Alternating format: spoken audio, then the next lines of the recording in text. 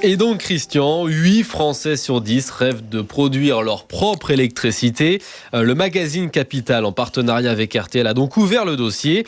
C'est possible ou alors c'est complètement utopique de se passer d'EDF ? Écoutez, plus personne, et en particulier chez EDF, ne doute que nous allons produire notre propre électricité, et cela dans un avenir proche. Alors les conservateurs, les technophobes et les amoureux des grands systèmes monopolistes vont peut-être faire la moue, mais en tout cas, je vous rappelle qu'il y a aujourd'hui 20 000 foyers qui produisent et consomment leur propre énergie en France. C'est pas beaucoup, c'est statistiquement même insignifiant, mais cette photo, elle a déjà des couleurs sépia. Le film s'anime en effet à une vitesse folle. Ces autoconsommateurs, comme on les appelle, seront 40 000 dès cette année et 600 000 dans moins de 5 ans, selon les experts d'EDF Énergie Nouvelle. Et dans 10 ans, nous serons près de 4 millions de ménages qui tourneront des interrupteurs électriques sans faire appel au réseau traditionnel. On pourra même probablement dire que 2017 aura été l'an 1 d'une nouvelle épopée énergétique. Expliquez-nous, qu'est-ce qui bouge ? C'est la technologie ou alors c'est la réglementation ?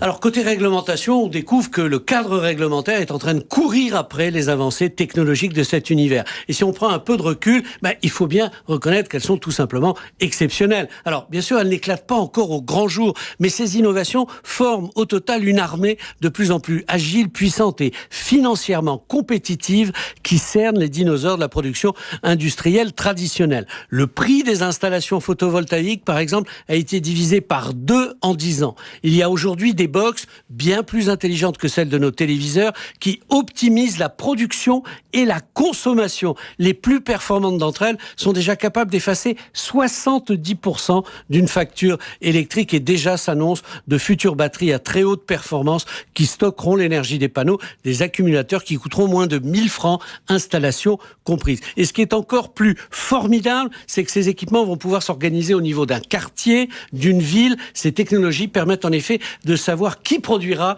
et qui consommera et à quel moment, une révolution dont on commence simplement à cerner les grands concours. Vous voyez que pour EDF, c'est une sérieuse remise en cause, mais aussi pour le gouvernement, ça sera un virage à ne pas rater dans sa stratégie d'investissement d'avenir. Notre désastreux commerce extérieur a tout à y gagner. Vous savez qu'on importe tout notre pétrole et notre énergie. Et cerise sur le gâteau, 1 mégawatt de solaire installé, ça a créé 6 fois plus d'emplois que dans le nucléaire. Vaut plus maintenant.